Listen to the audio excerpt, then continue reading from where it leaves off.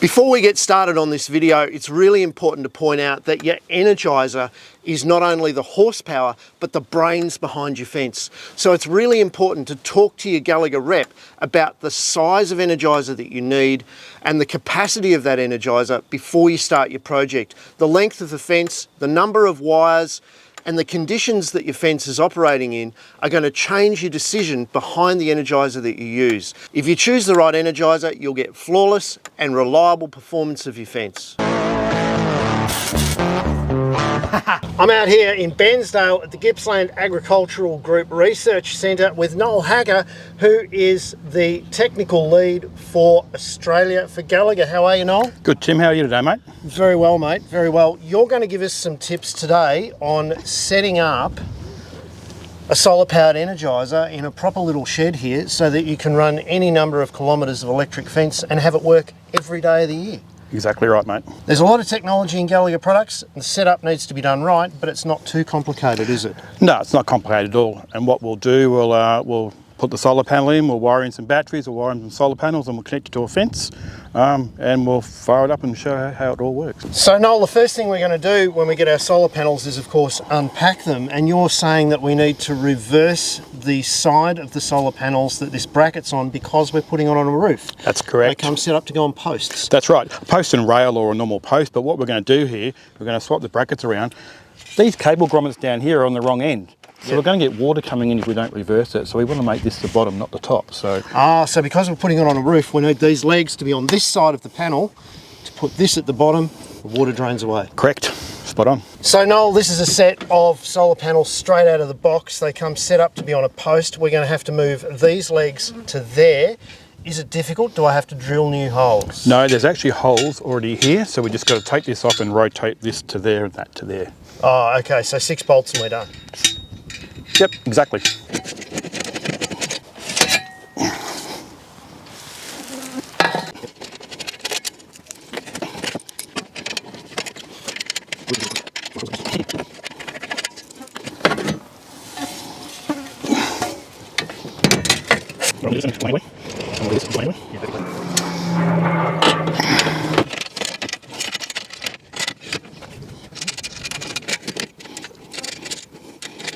All right, Noel, we've got the roof on the shed now. We've sorted out the solar panels. They've got the brackets on in the right direction. Can you push that side of it up? Yep, hang on. Whoa, that might be nearly... Next is the Energizer. You're using a 2800i. Yep, that's right. How much fence will that do, mate? It'll do ideally 10 k's of multi-wire fencing. 10 kilometres of fence in that tiny little box. Yep, for sure. That's pretty good. Let's have a look at it, mate. What do we get? Let's go. The part that you like the most, Tim, the instructions, please read them. Cool. Okay, next. The mounting instructions for the Energizer in the manual. The templates in the back page. Okay. So now what we're doing is bringing the solar panel leads down either side and connecting them to the battery.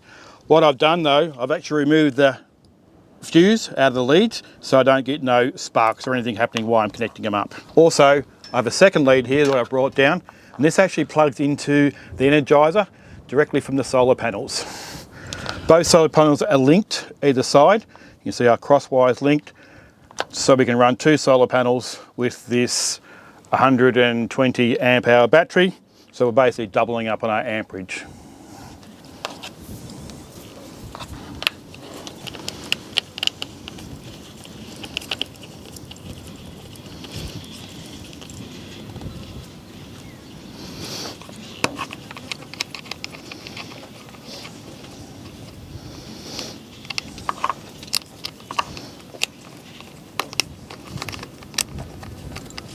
As long as you can hook up red to red, black to black, you can hook up a solar panel, but remember to put the fuse back in.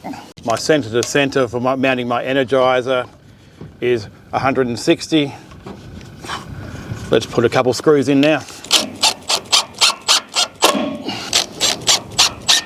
Always remember to plug in your app gateway or your controller in before you mount your Energizer.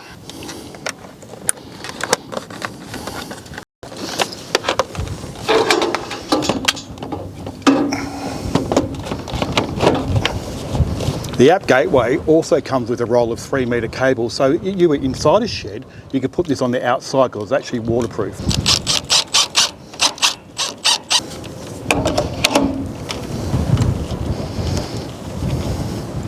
If you buy an I-Series Energizer, you'd be silly not to buy an app gateway. This will let you connect it to your phone and be able to control it from anywhere. So this is a 12 volt solar panel coming into our Energizer. Just to confirm it's working, off we go.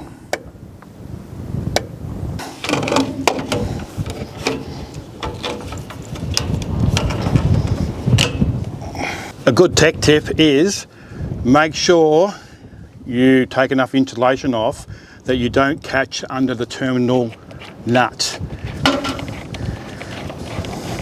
So you need to make sure you're in there, but so the insulation doesn't catch on the flange of the nut and not make good contact.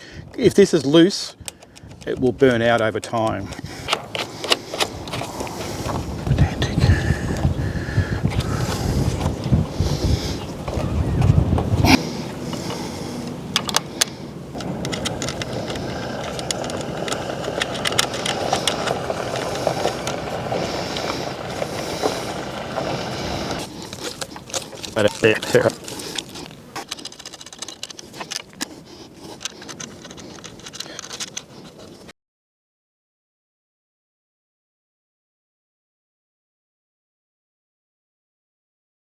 Well, Noel, it's as easy as red to red, black to black. Follow the earth through, follow the positive through, your batteries, and then onto your fence, mate.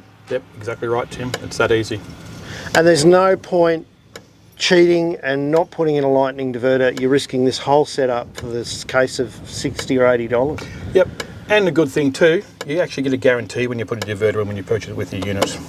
Very good. Now, is this weatherproof, mate? It's IP rated. So it actually is weatherproof, but one little trick though, there's actually the RJ port at the back of it. So if you can keep the unit high, like we have here. Right up under the roof? Right up under the roof, like this is actually brilliant. Perfect. Is there anything else that I've got to worry about weather-wise with this setup? No, nothing. We've got good drainage for our batteries. They're not on the ground. Everything's mounted all right. Our leads are nice and neatly out the way. So we're looking pretty good. And it's under the shade as well, which is a good thing. Beautiful bit of shade. Yep. Now, this cable often gets run in a small channel through the ground to the fence.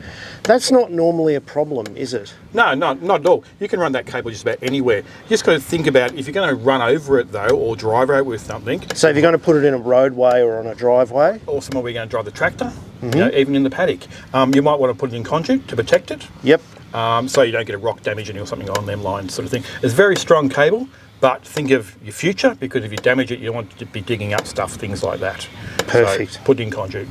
No worries, mate. Well, I'm feeling inspired. I feel like I could put together one of these systems, because after all, as long as you can tell the difference between red and black, you're going to be okay. And I know you can, mate. Good on you, Noel. Thanks Cheers. very much, mate.